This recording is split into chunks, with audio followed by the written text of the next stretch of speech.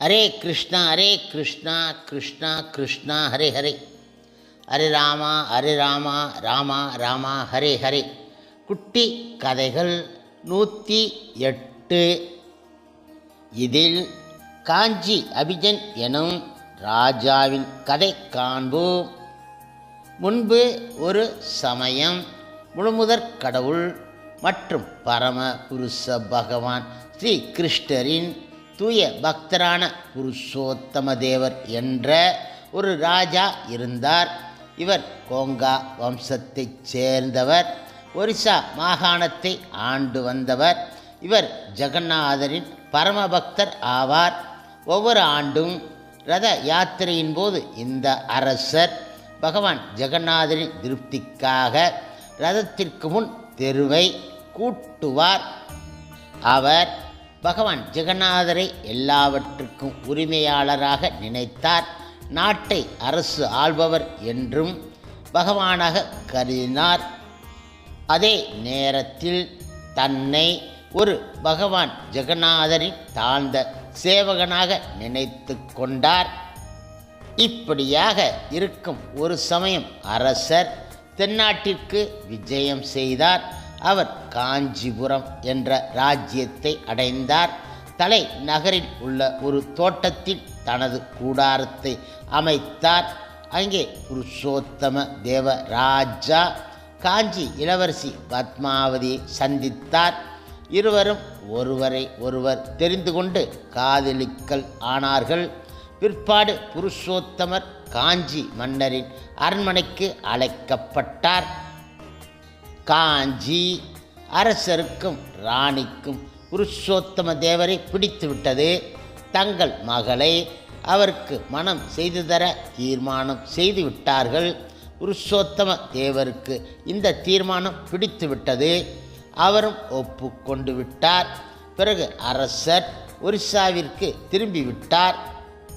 சில நாட்களுக்கு சென்ற பிறகு காஞ்சி அரசர் தன்னுடைய மந்திரியை ஒரிசாவிற்கு அனுப்பி தனது மகளின் திருமணத்தை பற்றிய உத்தேசத்தை அதிகாரபூர்வமாக தெரிவித்தார். புருஷோத்தம தேவ அரசர் மந்திரியை நன்றாக வரவேற்று உபசரித்தார். அப்போது ரத யாத்திரை சமயம். மன்னருக்கு பிடித்த வைபவம் அது.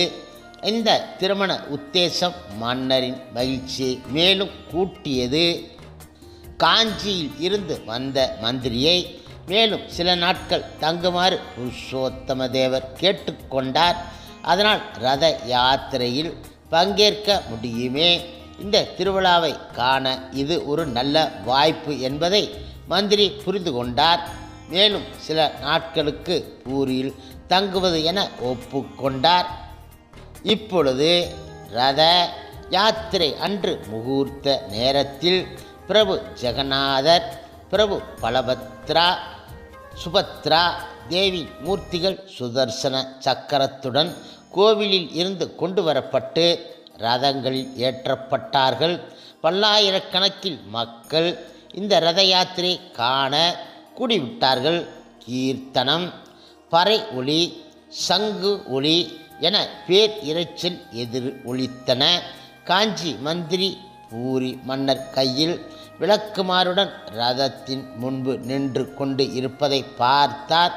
மன்னர் தெரு கூட்ட ஆரம்பிப்பதை பார்த்த மந்திரி குழம்பிவிட்டார். இதோ பெரிய அரசர் ஒருவர் ஒரு சாதாரண மனிதரைப் போல தெரு கூட்டுகின்றார். பகவானுக்காக அரசர் இதை செய்தாலும் இந்த பணியின் உயர்வினை மந்திரியால் புரிந்து கொள்ள முடியவில்லை. அவர் இத்தகைய பணியை ஒரு ராஜாவின் கண்ணியத்துக்கு இழுக்காக கருதிவிட்டார். ஏன் என்றால் தெரு கூட்டுவது சண்டாளர்களின் வேலை அல்லவா? இப்பொழுது மந்திரி உடனே பூரியில் இருந்து புறப்பட்டு காஞ்சிக்கு திரும்பிவிட்டார். பூரியில் தான் பார்த்தவனவற்றை, அதிலும் குறிப்பாக ஒரு சண்டாளனின் செயலை ராஜா செய்ததை மன்னருக்கு தெரிவித்தார். காஞ்சி மன்னர் இடம் மந்திரி பேசினார். ஒரு சண்டாளனைப் போல வேலை செய்பவனையா ராஜகுமாரி பத்மாவதி கல்யாணம் செய்து கொள்ள வேண்டும். புருஷோத்தம தேவரின் செய்கையின் நோக்கத்தை புரிந்து கொள்ளாத ராஜா தன்னுடைய மந்திரியின் பேச்சுக்கு ஒப்புக்கொண்டு பூரிக்கு தகவல் அனுப்பினார். அதாவது தன்னுடைய மகள் சண்டாளனைப் போல தெருக்கூட்டுவனை மணக்க மாட்டாள் என கூறிவிட்டார். இப்பொழுது இந்த செய்தியானது புருஷோத்தம தேவரையும் ராஜகுமாரி பத்மாவதியையும் வருத்தம் அடைய செய்துவிட்டன. இதையும் விட கலக்கமான விஷயம் காஞ்சி ராஜா இதற்கிடையில் ராஜகுமாரி பத்மாவதியின் சுயம்வரத்திற்கு ஏற்பாடு செய்து பூரி ராஜாவை தவிர ஜில்லாவில் உள்ள ஒவ்வொரு தகுதியான இளைஞனையும் அழைத்து இருந்தார். இப்பொழுது புருஷோத்தம தேவர் இதை அவமதிப்பாக கருதி காஞ்சி ராஜனை பழிவாங்க சபதம் பூண்டார். காஞ்சி அரசர் கணபதியின் பக்தர். இப்பொழுது போர்க்களத்தில் நுழைவதற்கு முன்பு அவர் ஒரு நிபந்தனையை விதித்தார். பூரி அரசர் தோற்றுவிட்டால் அவர் காஞ்சி ராஜனிடம் ஜெகநாதர், பலதேவர், சுபத்ரா மூர்த்திகளை ஒப்படைத்து விட வேண்டும். இந்த மூர்த்திகள் காசிராஜன் வழிபடும் கணபதியின் விக்கிரகத்திற்கு பின்னால் வைக்கப்படும். அவ்வாறே காஞ்சி அரசன் தோற்றுவிட்டால் அவர் தான் வணங்கும் கணேசரை பூரி மன்னரிடம் ஒப்படைக்க அவர் அதை ஜெகநாதர், பலதேவர், சுபத்ரா மூர்த்திகளுக்கு பின்னால் பிரதிஷ்டை செய்ய வேண்டும் என்பதாகும். இப்பொழுது புருஷோத்தம தேவரின் கூடாரத்தில் தீப்பற்றி எரிவதை அடித்து அவர் யுத்தகலத்தை விட்டுவிட்டு வெளியேற நேர்ந்துவிட்டது. இதை அவர் அவமானமாக உணர்ந்தார். ஜெகநாதர் கோவில் உள்ள திரு உருவங்களை இழக்க நேரிடுமே என அவர் உடனே விசனம் அடைந்தார். இந்த திரு உருவங்களை காஞ்சி கணேசர் கோவிலின் பின்னால் பிரதிஷ்டை செய்து விடுவார்களே, என்ன செய்வது என நினைத்தார். இப்பொழுது ராஜா பிரபு ஜெகநாதரிடம் பிரார்த்திக்கல் ஆனார். ஓ ஹே ஜெகநாதா, அருள் புரிவீராக. தங்களுக்கு தெருக்கூட்டி திவ்ய சேவை செய்ததால் காஞ்சி அரசர் அவமானம் அடைந்ததாக நினைத்து எனது திருமணத்தை ரத்து செய்து விட்டார். நான் இந்த போரில் தோற்றால் அது தங்களுடைய தோல்வி இல்லையா? அது தங்களுக்கு பெருத்த அவமானம் ஆயிற்றே. ஜெகநாதரான நீங்கள் எங்கனம் கணேசர் பின்னால் அமர முடியும் என பிரார்த்தனை செய்தார். அன்று இரவு பிரபு ஜெகநாதர் அரசரின் கனவில் தோன்றி பேசினார். ஓ கவலைப்படாதே, மறுபடியும் திரும்பிச் சென்று காஞ்சி ராஜாவுடன் அவரது சேனையுடனும் போர் புரியவும் இந்த தடவை நானே நேரில் போரில் உனக்கு உதவி செய்வேன். அரசர் இப்பொழுது விழித்து எழுந்தார். பகவான் தாமே நிலைமை சரி செய்வேன் என குறிப்பிட்டதை நினைத்து மகிழ்ந்து போனார். மறுபடியும் காஞ்சி அரசருடன் போர் புரிய புருஷோத்தம தேவர் உற்சாகம் அடைந்தார். ராஜா புருஷோத்தம தேவர் இரண்டாவது தடவையாக காஞ்சியை நோக்கி படையெடுத்தார். இந்த சமயம் பிரபு ஜெகநாதரும் பலராமரும் அவர் சார்பில் சண்டையிட உடன் சென்றார்கள். இருவரும் போர் வீரர்களாக வேஷமிட்டு ஜெகநாதர் ஒரு கருப்பு குதிரையிலும் பலதேவர் ஒரு வெள்ளை குதிரையிலும் களம் ஏகினார்கள். வெயில் கொளுத்தியது. ஏனென்றால் அது கோடைகால வைகாசி மாதம். சிலிகா ஏறி இருவரும் கடந்து செல்கையில் தாகம் எடுத்தது. இருவரும் ஒரு மூதாட்டி இடைச்சி தலையில் தயிர்ப்பானை சுமந்து கொண்டு இருப்பதை பார்த்தார்கள். அவள் பெயர் மாணிக்கா. மோரை விற்பதற்காக சந்தைக்கு போய்கொண்டு இருந்தால் அவளை வழியில் நிறுத்தி பிரபுமார்கள் இருவரும் மோரை குடிக்க விரும்பினார்கள். இருவரும் திருப்தியாக மோரை அருந்தினார்கள். இருவரும் மோரை அருந்திய பிறகு அந்த இடத்தை விட்டுவிட்டு புறப்பட்டு தங்கள் பயணத்தை தொடர போனார்கள். இப்பொழுது மூதாட்டி மாணிக்கா ஜெகநாதரும் பலராமரும் மோருக்கு பணம் கொடுக்க மாட்டார்கள் என கவலைப்பட்டாள். ஆகையால் இருவரையும் வழிமறித்து பணம் கேட்டால், ஓ நாங்கள் போருக்கு போகும் படை வீரர்கள், எங்களிடம் பணம் கிடையாது. மூதாட்டி அழ தொடங்கிவிட்டால் அந்த மோர் மட்டுமே அவளுடைய ஜீவனம். சந்தையில் கிடைப்பதைக் கொண்டு குடும்பத்தை பராமரித்து வந்தாள். இதை அவள் ஜெகநாதருக்கும் பலராமருக்கும் விவரமாக கூறினாள். ஜெகநாதர் குதிரையில் இருந்து குனிந்து தனது விரலில் இருந்து ஒரு தங்க மோதிரத்தை கலற்றி அதை மாணிக்காவிடம் கொடுத்துவிட்டு கூறினார், ஓ, இந்த மோதிரத்தை வைத்து கொள்வாயாக. சிறிது நேரம் சென்று இந்த வழியாக அரசர் வருவார். அவர் அப்படி வரும் சமயத்தில் இந்த தங்க மோதிரத்தை கொடுத்துவிட்டு மோருக்கு பணம் கேட்பாயாக. அவர் அப்படியே செய்வார். அரை குறை மனதுடன் மூதாட்டி மோதிரத்தை பெற்று கொண்டால் சகோதரர்கள் தங்கள் போர் பயணத்தை தொடர்ந்தார்கள்.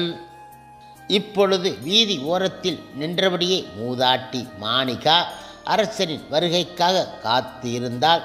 சற்று சென்று சேனையுடன் அரசர் நெருங்கி வருவதை பார்த்து விட்டால் அரசரை வழிமறித்து மாணிக்கா கூறினாள், ஓ, உங்களுடைய 2 போர் வீரர்கள் கருப்பு குதிரையிலும் வெள்ளை குதிரையிலும் இந்த வழியாக போனார்கள்.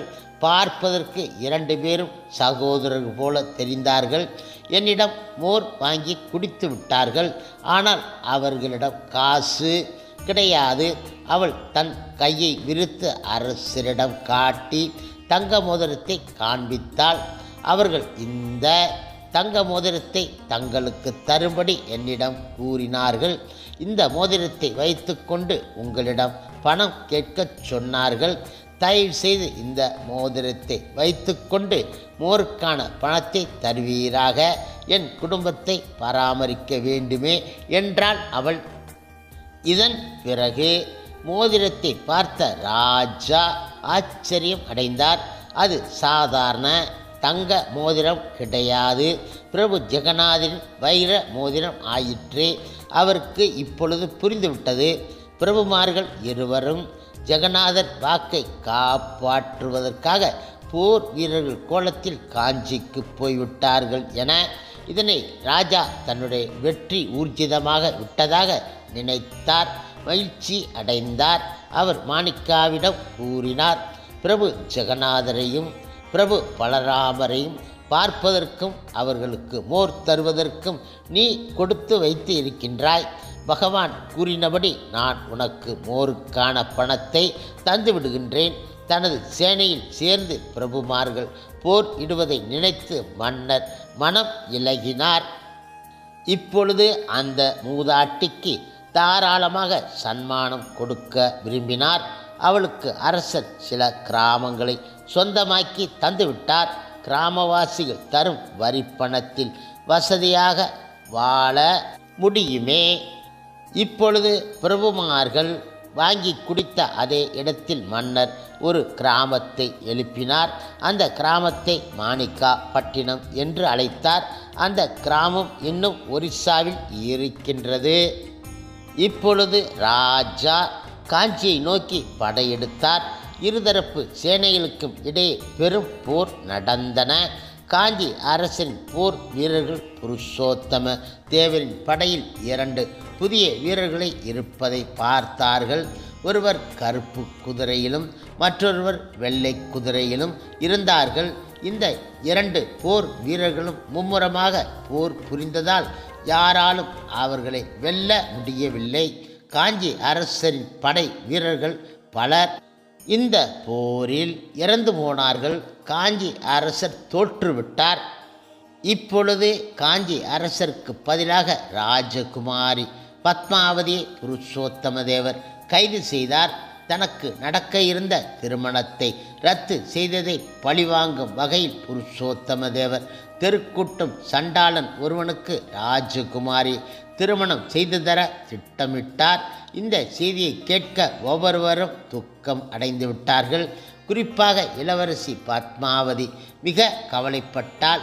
ஏனென்றால் அவள் புருஷோத்தம தேவரிடம் உண்மையான அன்பு கொண்டு இருந்தால் தனது தந்தையின் செயலுக்காக புருஷோத்தம தேவர் பழிவாங்க துடிக்கிறார் என்பது அவளுக்கு புரிந்துவிட்டது. ஆனால் அரசர் புருஷோத்தமரின் மந்திரியோ புத்திசாலி. அரசரிடம் பொறுமையாக இருக்கும்படி மந்திரி கூறினார். ஏனென்றால் இளவரசியை மணக்கக்கூடிய தகுந்த சண்டாளனை தேர்ந்தெடுக்க சிறிது காலம் பிடிக்குமே. இதற்கு இடையில் மந்திரி பத்மாவதி அழைத்துச் சென்று தனது வீட்டில் புகலிடம் தந்தார். தான் ஒரிசாவின் ராணியாக விதிக்கப்படவில்லையே என்ற தனது துர்ப்பாக்கியத்தை நினைத்து பத்மாவதி நொந்து போனால், அரசரின் சேடி பெண்ணாக கூட இருக்க முடியாது போல் இருக்கிறதே, தனது கஷ்டத்திற்கு முடிவு கிடையாதா என நினைத்தாள். இப்பொழுது ரத யாத்திரை தினம் நெருங்கிக் கொண்டே இருந்தன. இந்த திருவிழாவிற்காக ஆயிரம் மக்கள் பூரிக்கு வந்தும் போயும் கொண்டு இருந்தார்கள். இந்த பகுதியில் உள்ள எல்லோரும் சந்தோஷமாக இருந்தார்கள்.